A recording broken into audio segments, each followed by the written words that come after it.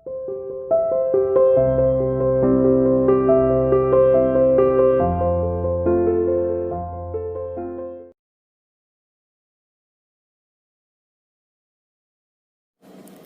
Morning student, welcome to CR international school online classes.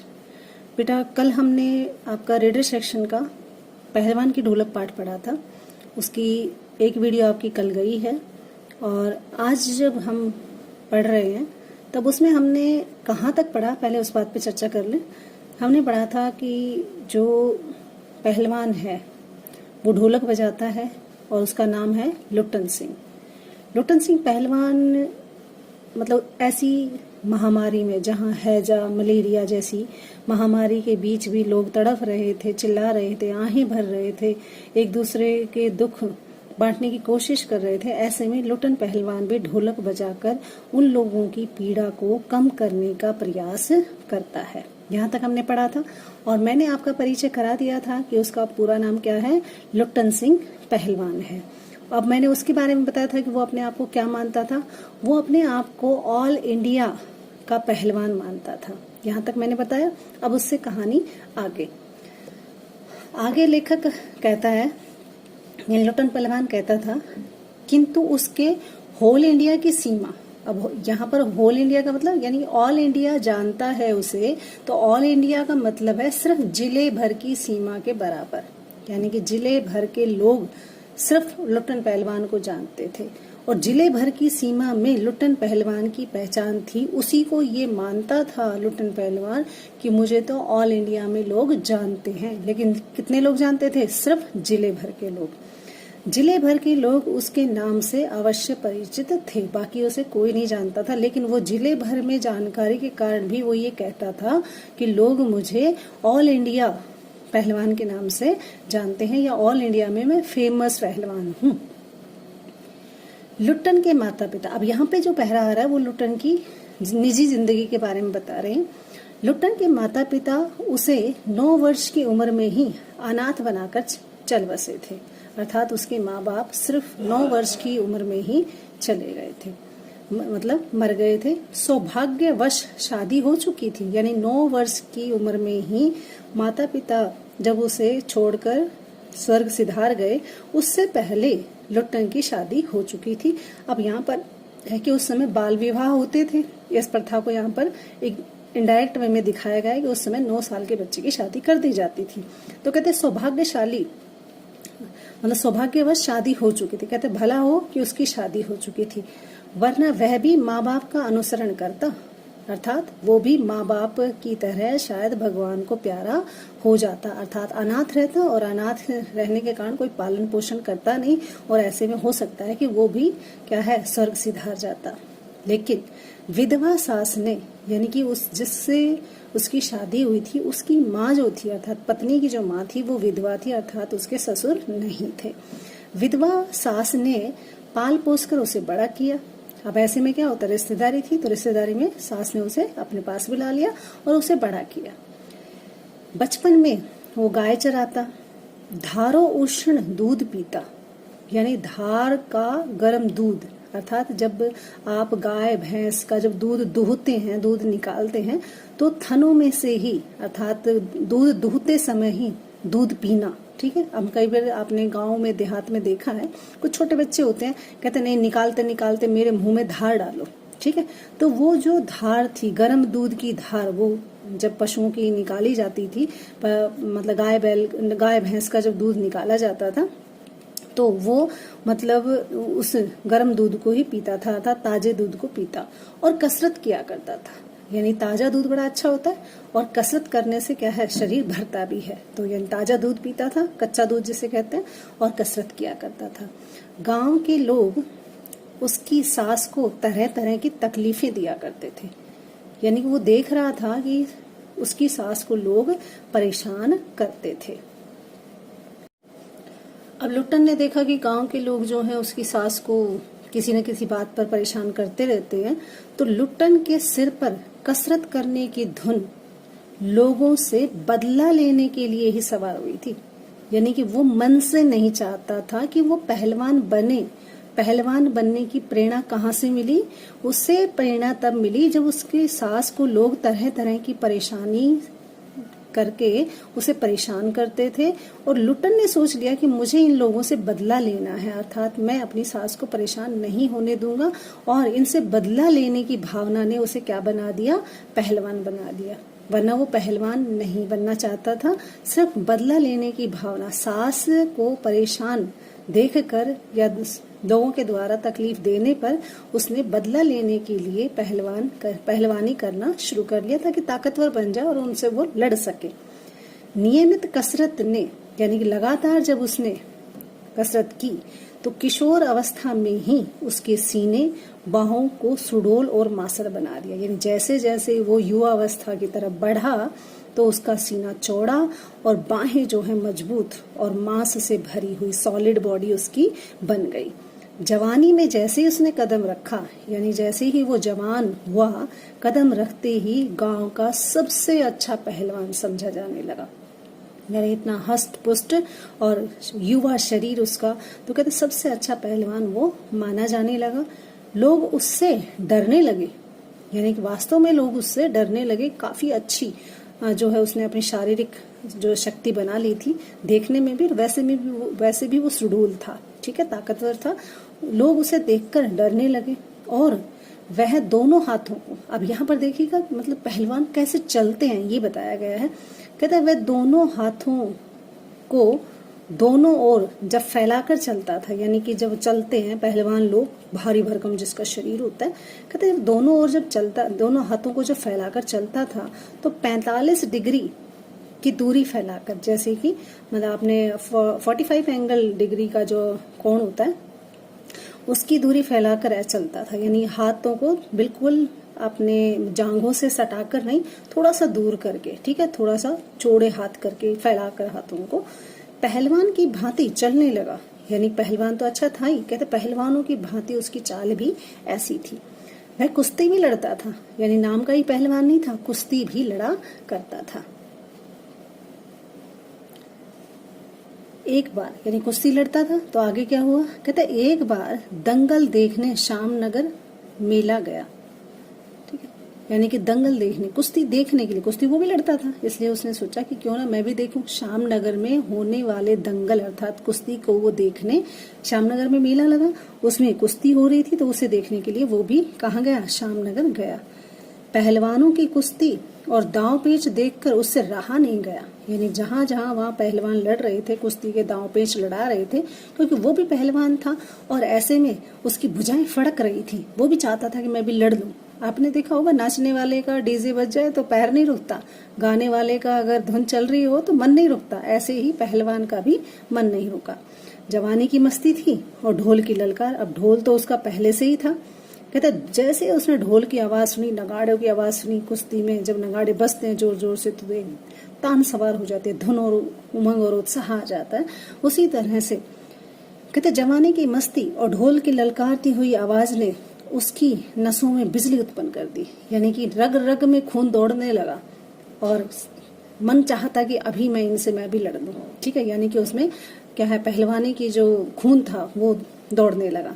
उसने बिना कुछ सोचे समझे, यानी कि आओ देखा ना ताव, और दंगल में शेर के बच्चे को चुनौती दे दी। कहते अच्छा तू लड़ेगा, ठीक है, शेर के बच्चे को, अब यहाँ शेर का बच्चा कौन है आगे हम पढ़ेंगे, ठीक है। कहते वहां पर जो लड़ रहा था उसका एक उपाधि दी गई थी, उपनाम दिया गया था, उसका सरनेम निकाला हुआ था शेर का बच्चा। कहते शेर के बच्चे को उसने चुनौती दे दी, कहते तू पहलवान है ना, चल मेरे से लड़, ठीक है, ऐसा कह के उसने उसको चुनौती दी, यानी कि मेरे से लड़ने के लिए आजा। अब शेर का बच्चा कौन था, अब इसका परिचय हम कर ले। कहते शेर के बच्चे का नाम, असली नाम तो था चांद सिंह, लेकिन कई बार क्या होता है हम सरनेम निकाल देते हैं, निक नेम निकाल देते हैं उसका, तो इसी तरह से उसका निक नेम निकाल दिया था। यानी नाम, मूल नाम क्या था उसका? चांद सिंह, लेकिन कहते क्या थे? शेर का बच्चा कहते थे। अब शेर के बच्चा नाम क्यों पड़ा, वो आगे की कहानी है, हम पढ़ेंगे। कहते शेर के बच्चे का असली नाम तो था चांद सिंह, लेकिन लोग उसे शेर के बच्चे कहते थे। वह अपने गुरु पहलवान बादल सिंह के साथ आया था, यानी जो चांद सिंह था उसका जो गुरु था, पहलवान गुरु, उसका नाम क्या था? बादल सिंह, ठीक है, समझ में आ गया, बादल सिंह था। पंजाब से पहल शामनगर मेले में आया था। यानी वो कहाँ का पहलवान था? पंजाब का पहलवान था। और अपने पहलवान गुरु के साथ, जिसका नाम था बादल सिंह, उसके साथ वो शामनगर के मेले में दंगल देखने आया था। ठीक है, मेला देखने आया था। और उसका असली नाम क्या था? चांद सिंह, लेकिन उसे शेर के बच्चे के नाम से जाना जाता था। ठीक है, कहते कैसा था वो, दिखने में कैसा था? कौन? चांद सिंह की बात कर रही हूँ, लुट्टन की बात नहीं कर रही। कि चांद सिंह देखने में कैसा था? चांद सिंह देखने में सुंदर था, जवान था, अंग प्रत्यंग यानी कि शरीर के जो हिस्से हैं, हाथ पैर भुजाएं, ठीक है, कहते ये सारे अंग प्रत्यंग से सुंदरता टपक पड़ती थी। यानी काफी अच्छा गठीला जवान था वो। ठीक है, यानी सुदृढ़ बना हुआ, हष्ट पुष्ट। ठीक है, 3 दिनों में ही पंजाबी और पठान पहलवानों के गिरोह के असली जोड़ी, यानी 3 दिन में ही उसने पंजाब के जितने भी हैं, पंजाबी जो पहलवान थे वो, और पठान जो पहलवान थे या उनका ग्रुप था, वो ग्रुप के अपनी जोड़ी और उम्र के सभी पट्ठों को, अब यहाँ पट्ठों का मतलब पहलवान से, सभी पहलवानों को पछाड़कर, किस किस को पछाड़ा उसने? पंजाबी पहलवानों को, पठान पहलवानों के जितने भी गिरोह अर्थात ग्रुप में जो लोग थे उनको, और उम्र के सभी यानी अपनी उम्र के जितने भी पहलवान थे सबको पछाड़कर उसे ये डिग्री मिली थी। यानी कि ये उपनाम, सरनेम तब, यानी ये टाइटल कब मिला उसे? जब उसने अपने इलाके के सारे पंजाबी पठान पहलवानों के गिरोह के जितने भी लोग थे वो, और अपनी उम्र के यानी कि पूरी जितने भी अच्छे नामी पहलवान थे उनको हराकर उसने ये टाइटल जीता था, शेर के बच्चे के नाम से। ठीक है, ये प्राप्त की थी। समझ में आ गया कि शेर के बच्चा नाम उसका क्यों पड़ा? किसका? चांद सिंह का। चांद सिंह का नाम शेर के बच्चे क्यों पड़ा?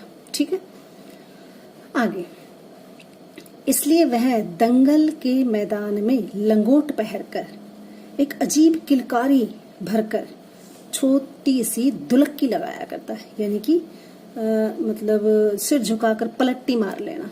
ठीक है, तो कहते हैं ऐसे में, इसलिए जब भी वो दंगल में प्रवेश करता होता है ना, मतलब जब आप दंगल में एंट्री करते हैं तो एक आपकी खास पहचान होती है। जैसे आप स्कूल में जब एंट्री करते हैं तो कोई हाथ जोड़ता है, कोई आंखों से ऐसे विश करता है, जैसे मंदिर के सामने से निकलते भगवान को याद करते हो। इसी तरह से उसकी भी एक अलग खासियत थी। क्या? जब वो दंगल के मैदान में उतरेगा तो किलकारी मारेगा और साथ में एक दुलत्ती की भी मारेगा, अर्थात मतलब उल्टी कुलाठी जिसे कहते हैं वो खाएगा। देसी नौजवान पहलवान उससे लड़ने की कल्पना से भी घबराते थे।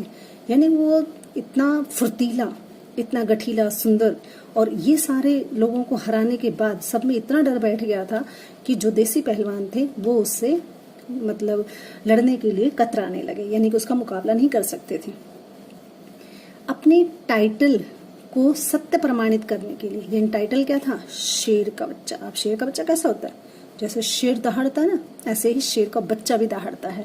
तो शेर की प्रमाणिकता तो तभी है जब वो दहाड़े। अगर शेर जो है वो बिल्ली की आवाज निकाले तो शेर क्या हुआ? नहीं हुआ ना। तो इसी तरह से यहाँ पर भी क्या है, अपने टाइटल को, उसका टाइटल क्या था? शेर के बच्चे। कहते शेर के बच्चे की जो टाइटल था उसको सही साबित करने के लिए कि मैं शेर का बच्चा ही हूँ, ठीक है, ऐसा साबित करने के लिए जब चांद सिंह बीच बीच में दहाड़ता भी था, यानी कि गुर्राता था, जैसे एक शेर गुर्राता है, ठीक ठीक ऐसे ही गुर्राता था। यानी कि उसकी खासियत थी, जब वो दंगल में उतरता तो उल्टी दुलक्की लगाता, ठीक है, और अजीब सी किलकारी मारता और कभी कभी बीच में शेर की तरह दहाड़ता।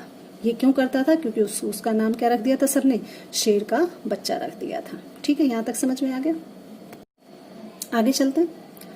श्यामनगर के दंगल और शिकार प्रिय वृद्ध राजा साहब, यानी श्यामनगर में जो दंगल हो रहा था वो, और शिकार के शौकीन जो बूढ़े राजा साहब थे उसे दरबार में रखने की बातें कर ही रहे थे। किसको किसको रखने की बात हो रही है यहाँ पर? आप क्या सोच रहे हो? लुट्टन पहलवान को? नहीं, यहाँ पर हो रही है चांद सिंह को रखने की बात, कि जब इतना सुंदर, ठीक है, इतना बलशाली और इतना अच्छा पहलवान है, तो जो श्यामनगर के दंगल हो रहा था उसमें देखकर जो वहां के राजा थे श्यामनगर के, वो बूढ़े राजा अपने दरबार में ऐसे पहलवान को रखने के बारे में सोच ही रहे थे। कैसे पहलवान को? चांद सिंह जैसे पहलवान को। ठीक है, सोच ही रहे थे कि लुट्टन ने शेर के बच्चे को चुनौती दे दी। कहते तू, कहते मेरे साथ लड़। ठीक, सम्मान प्राप्त चांद सिंह, यानी जिसे इतनी ख्याति मिल गई हो, जिसकी इतनी प्रतिष्ठा हो, ऐसे चांद सिंह, ऐसा सुनकर पहले तो सम्मान प्राप्त चांद सिंह पहले तो थोड़ी सी देर, किंचित का मतलब जरा सी देर के लिए, उसकी स्पर्धा पर मुस्कुराया। स्पर्धा का मतलब जो उसने चुनौती दी थी कि तू मेरे साथ लड़, पहले तो मुस्कुराया, तू लड़ेगा मेरे साथ। ठीक है, कहते तू लड़ेगा मेरे साथ, मैंने न जाने कितनों को हराया है। यानी चांद सिंह ने मन ही मन सोचा, मुस्कुराया और फिर बाज की तरह उस पर टूट पड़ा। अब बाज की तरह का टूटने का मतलब है बिना किसी क्या है सतर्कता के उस पर टूट पड़ना, यानी कि बिना उसे मौका दिए अचानक से उस पर टूट पड़ा। शांत दर्शकों की भीड़ में खलबली मच गई। अब चांद सिंह जैसा शेर के बच्चे का जिसे टाइटल मिल गया हो, ऐसा नामी पहलवान एक देहाती पहलवान लुट्टन जैसे को मतलब उस पर मतलब आक्रमण करे तो सारी जनता क्या कहेगी? पागल है पागल, मरा मरा मरा मरा, यानी कि ये मरेगा, अर्थात लुट्टन सिंह पहलवान मरेगा। सबको पता था। क्यों? क्योंकि उनको लगता था लुट्टन सिंह पहलवान जो है बस जिले भर में प्रसिद्ध है और कहीं प्रसिद्ध नहीं है। सभी से मतलब लोग देहात के लोग जानते हैं, लेकिन ये नामी पहलवान नहीं है। चांद सिंह तो नामी पहलवान जिसे टाइटल मिल चुका है। कहते हैं सारे भीड़ ने जब ये देखा कि लुट्टन सिंह ने वो क्या है चांद सिंह को ललकारा है, तो कहने लगे अरे ये तो पागल है पागल, मरा है मरा मरा, यानी मरेगा आज तो। पर वारे बहादुर, कहते फिर कितनी बहादुरी दिखाई उसने, देखिएगा। लुट्टन बड़ी सफाई से आक्रमण को संभालकर निकलकर उठ खड़ा हुआ। यानी जैसे वो टूट के पड़ा चांद सिंह, तो लुट्टन सिंह पहलवान ने अपने आप को उसके आक्रमण से बचा लिया और पैतरा दिखाने लगा, यानी कि और अपने ही जो पहलवानी के जो तरीके थे उससे उसे हराने लगा। किसको? चांद सिंह को। राजा साहब ने कुश्ती बंद करवाकर, अब राजा साहब को लगने लगा कि ये तो देहाती पहलवान है लुट्टन सिंह। ठीक है, कहते इसको क्या पता कैसे कैसे नियम होते हैं, ये तो अपने नियम ऐसे ही देहात के नियम, कभी इधर घुस गया, कभी उधर मारा, कभी इधर मारा। कहते कुश्ती के भी कुछ नियम होते हैं, इसने नियम कुछ नहीं सीखे हुए, सिर्फ ये क्या है शरीर से बलशाली है इसलिए कुश्ती लड़ता है। ठीक है, इसने कहीं दंगल नहीं जीते हैं। ठीक है, और ना ही ये नामी पहलवान है, बस इसको क्या है जिले भर के लोग जानते हैं कि हाँ ये अच्छा पहलवान, बाकी इसे कोई नहीं जानता। तो राजा साहब ने क्या किया, मतलब अगर लुट्टन सिंह पहलवान हार जाएगा या मतलब कुछ नुकसान हो जाएगा तो उन्होंने कुश्ती को बीच में रुकवाना ही उचित समझा। यानी कि मुकाबला किससे हो भाई? कुशल पहलवान का किसी मंजे हुए पहलवान से ही तो मुकाबला हो सकता है। अगर ऐसे में वो हार भी देगा तो कहते क्यों आया था कुश्ती में, अगर वो जीत भी गया तो कह देगा नहीं इसको तो कोई नियम ही नहीं पता था। तो यानी कि एक पारखी जो है पहलवान हो वही एक पारखी पहलवान के साथ लड़ सकता है। तो ऐसा सोचकर राजा ने कुश्ती को बीच में बंद करवा दिया। लुट्टन को अपने पास बुलाया और समझाया क्या कि देख तू नामी पहलवान नहीं है, ठीक है, तो अभी बच्चा है, अभी सीख, तेरे को अभी है ना कुश्ती के सारे नियम नहीं पता है। ठीक है, और ये तो नामी पहलवान है, इसने तो बहुत सारा को हराया है और ये दंगल जो है तेरे बस की बात नहीं है। अंत में उसकी हिम्मत की प्रशंसा करते हुए कहता अच्छी बात है कि तूने चांद सिंह जैसे पहलवान को ललकारा है, चुनौती दी है, मैं मानता हूँ। ठीक है, और फिर उसे समझाते हुए उसकी बड़ाई की और बड़ाई करते हुए 10 रुपए का नोट देकर कहने लगे जाओ और मेला देख कर आओ। कहते नहीं, ये जो दंगल है ये तुम्हारे बस की बात नहीं है, तुम जाओ और मेला देख कर आओ, अर्थात तुम मौज करो, ये 10 रुपए ले जाओ। यानी राजा ने उसे समझाने की कोशिश की। किसको? लुट्टन सिंह पहलवान को। अब जो आगे की कहानी है वो अगली वीडियो में पढ़ेंगे, तब तक के लिए इस पाठ को अच्छे से पढ़ें। धन्यवाद।